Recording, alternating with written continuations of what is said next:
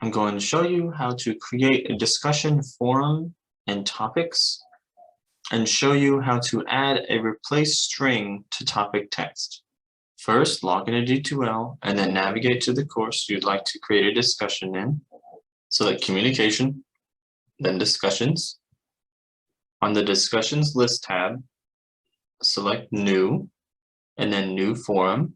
Enter a title and a description. Click on the Restrictions tab at the top. You can select availability options for your forum. You can select Hidden Before Start. Doing so prevents users from accessing it until the start date. Select Save and Close. To create a discussion topic, select Communications, then Discussions. Select New and New Topic. From the Forum drop-down list, select the forum where you want to place your topic.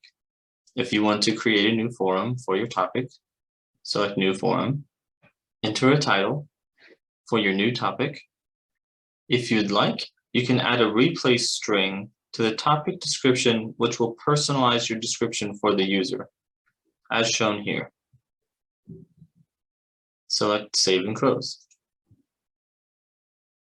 If your forum and topic are listed in the Discussions tool, then you have followed this guide successfully.